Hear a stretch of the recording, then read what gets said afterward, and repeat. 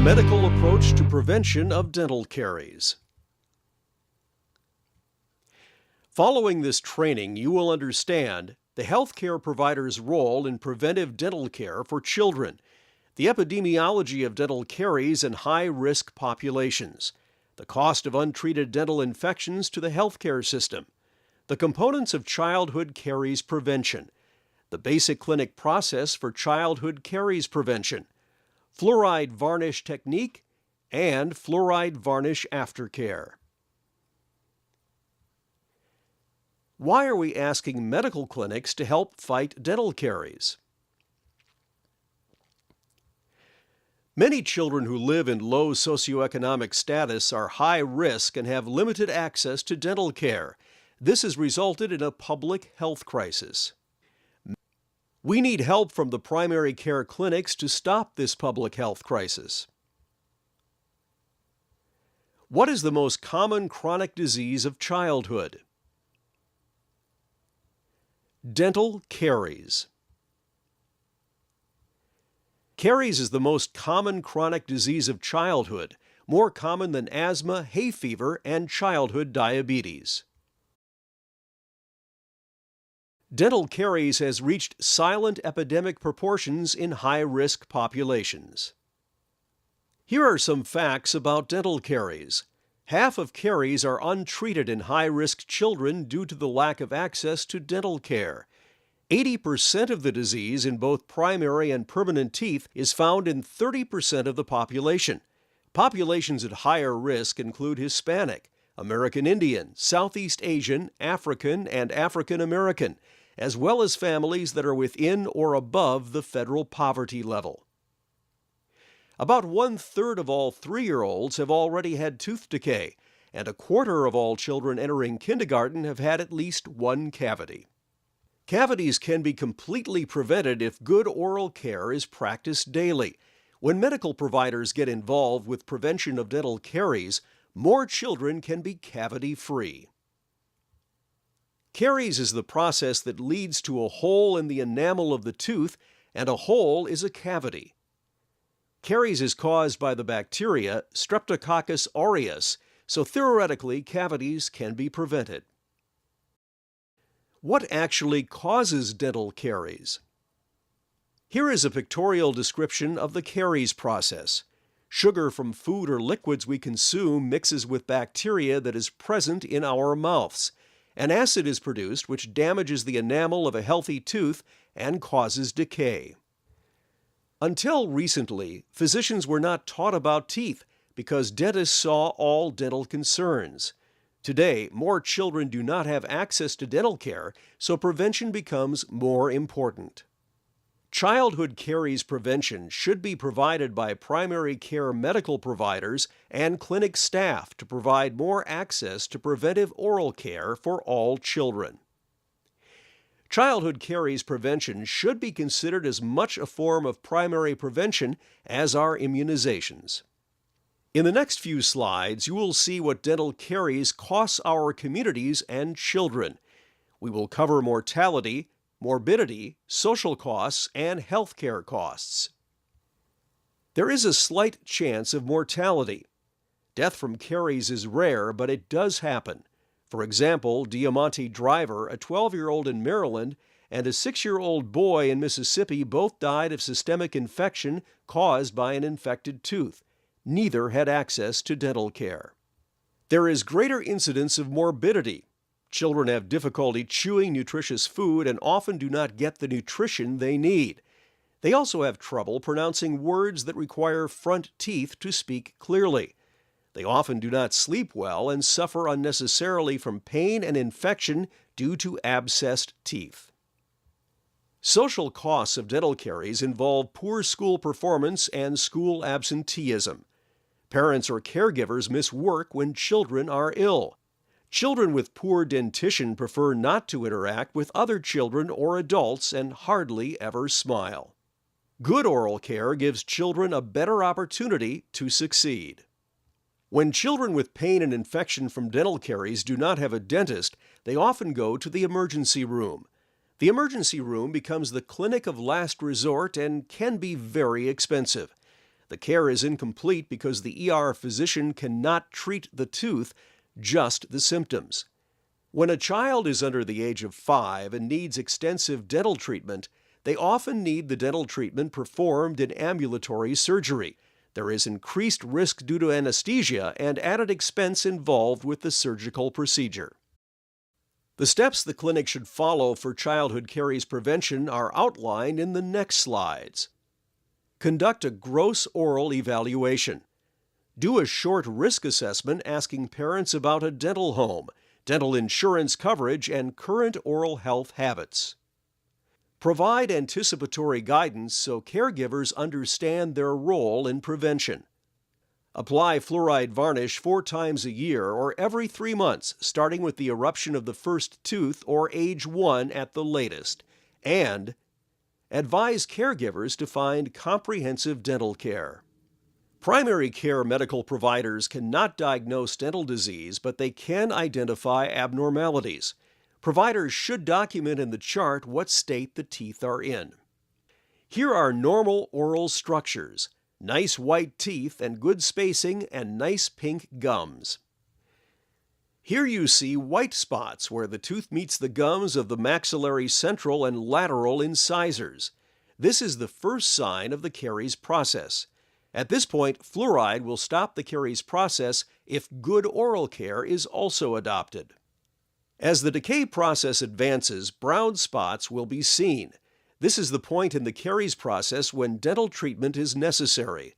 Fluoride varnish on these teeth will strengthen the enamel and prevent the rest of the tooth from decaying. Here are examples of advanced or severe decay involving dissolution of the outer enamel surface. A referral to a dentist is needed for urgent treatment. A dental risk assessment is completed to identify risk factors for caries and to evaluate the oral care habits of the child and caregiver. Providers or clinic staff can ask caregivers these or similar questions, and any box checked indicates the child is high risk for caries. Make sure to cover these topics when you provide anticipatory guidance. For example, your dental risk assessment questionnaire can include questions like the following. Child has no insurance for dental care. Child does not have a dental home. Child uses a bottle at night. Child's teeth are not brushed twice per day with fluoridated toothpaste and parental assistance. The risk assessment tool used here can be found on the Minnesota Oral Health Project's webpage. Providers are encouraged to edit the checklist as needed without copyright infringement. Several topics should be covered as part of anticipatory guidance. Anticipatory guidance can be taught to the caregivers while you are doing an evaluation or while you are applying fluoride varnish. Here are the 4 primary topics. Avoid sugary foods and beverages. Be fluoride smart. Have a dental home. And brush teeth twice a day for 2 minutes each time. Children should have sugary foods and beverages only at meal times and not throughout the day and night. Bottles or sippy cups with a sugary beverage are particularly harmful to teeth because the teeth are constantly bathed in sugar. Caregivers should use milk in bottles and sippy cups at meal times only and offer water between meals. Sodas and juice, even diluted juice, add sugar and acid to teeth and should be avoided completely. A sugary beverage at bedtime or nap time can be extremely damaging for teeth. Bottle mouth is a condition of severe tooth decay caused by bathing the teeth in sugar from a bottle at night. Caregivers should avoid putting their baby to bed with a bottle, but if it cannot be avoided, the bottle should contain only water. Fluoride is important for healthy teeth and works in various ways to prevent dental problems. In our caregiver materials, we refer to fluoride as a magic shield to teach parents in a relatable way. Considering the huge benefits of fluoride, in a way it is magical. Fluoride is a naturally occurring mineral found in food and water. In 2005, the CDC declared the fluoridation of public drinking water to be one of the most effective public health measures of the 20th century. Caregivers should know that private well water is unlikely to contain fluoride, so it should be tested. Bottled water and some filtered water does not contain fluoride, including water marketed to parents for mixing formula. Talk to the caregiver about the primary source of water for the child and encourage them to test well water, read labels on bottled water, or check with manufacturers of filtration systems if the children do not drink fluoridated public water. A dental home is where the child visits a dentist twice a year for preventive oral health care and as many times as necessary for restorative care. If the child only sees a dentist when there is a problem, the child does not have a dental home. Many dentists do not see children who are on public health plans, and in Greater Minnesota, the access problem is even worse. There are many more general dentists than pediatric dentists in Minnesota. Local child and teen checkup programs have dental resources for caregivers.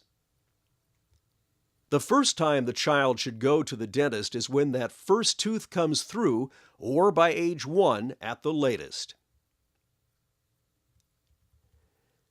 A dental home is important even when good oral care is practiced daily, and the child receives fluoride varnish from a medical provider. Children should brush at least twice per day with fluoridated toothpaste, beginning with the eruption of the first tooth. All children should use fluoridated toothpaste. 1 and 2-year-olds should use toothpaste in the amount of a grain of rice, and 3 to 6-year-olds should use the amount of the size of a pea. Caregivers should start cleaning a child's mouth as a newborn, taking a moist cloth to wipe the gums after each feeding. This serves 2 purposes. The baby gets used to having their mouths clean, so when they have teeth, they adjust to brushing easier. It also keeps the mouth clean and healthy. When the first tooth comes in, start brushing with a soft brush with fluoridated toothpaste, an amount no bigger than a grain of rice. Wipe out the excess toothpaste with a moist cloth. Many caregivers believe that baby teeth are not important because they fall out. Healthy baby teeth lead to healthy permanent teeth and should be cared for daily. Children need to have adults brush their teeth for them until they are old enough to adequately brush all teeth. The back teeth, with all their nooks and crannies, are particularly hard to brush.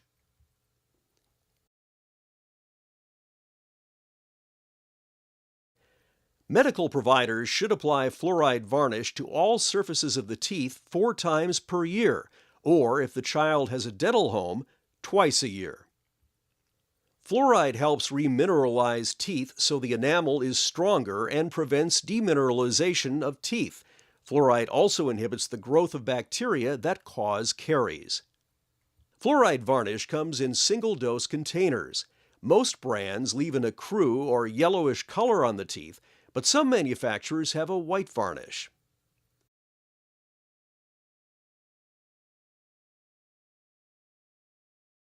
Either a medical assistant, nurse, or healthcare provider can apply the varnish. You will need gloves, gauze, and the fluoride varnish single-unit vial with its brush. After washing hands, put your clean gloves on, which do not need to be sterile. You can put a small amount of the varnish on top of your non-dominant gloved hand. For infants and toddlers, the knee-to-knee position is very effective. The parent or caregiver holds the child facing her with the child's knees at either side of their waist. The child's head rests on your lap, and the parent or caregiver can gently hold the child's arms. If the child cries, as many will, this will actually help open the mouth. Use the gauze to dry excessive saliva from the tooth surface before painting the varnish. It is okay if some saliva is still there, as the saliva fixes the varnish to the tooth surface. Paint all the surfaces of the teeth, both the front and back of each tooth, and be sure to paint the chewing surfaces of molars. Most providers apply the varnish in quadrants to be sure to paint all teeth that are present. In children 2 years and older, who typically have 20 teeth, start with the left upper back.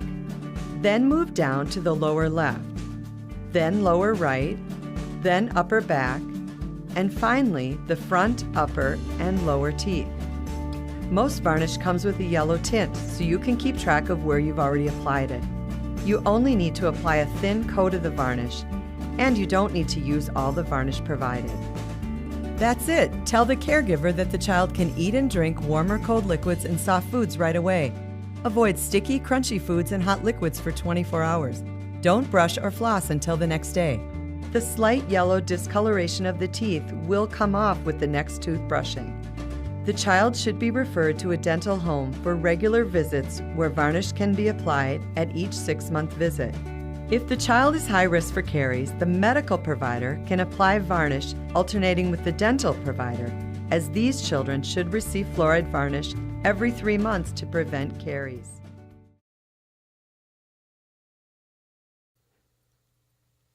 Post-varnish instructions are available in 8 languages at crushcavities.com/clinics. All caregivers are encouraged to find a dental home for their child.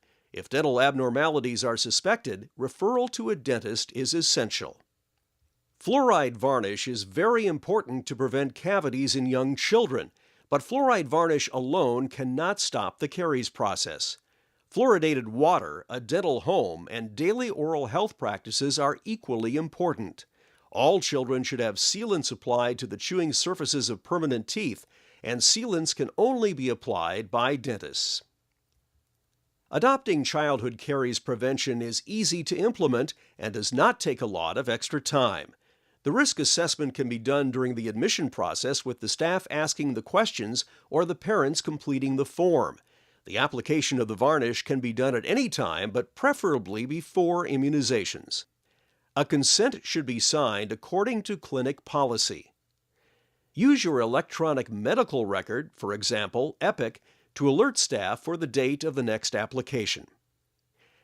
Childhood caries prevention must be done at C&TC medical screening and can be done at sporadic visits or other well child assessments. There are no contraindications to fluoride varnish. Billing is done with the CPT code 99188 on the CMS 1500 billing reimbursement form. Document acceptance or refusal of varnish. The staff at the Minnesota Oral Health Project are available to help with training, implementation of childhood caries prevention, and resources for your clinic. We can also provide direct education to caregiver groups or children's classrooms. Our educational resources can be used to provide your own educational programs. Many organizations support the work of the Minnesota Oral Health Project. After today's training, you can find additional information on crushcavities.com. You can find required reading and a quiz for CEU credit. Translated resources for patient education and childhood caries prevention can be found and printed from the website. Thank you for viewing this training program. We hope it has been beneficial. Please do not hesitate to contact us with your questions.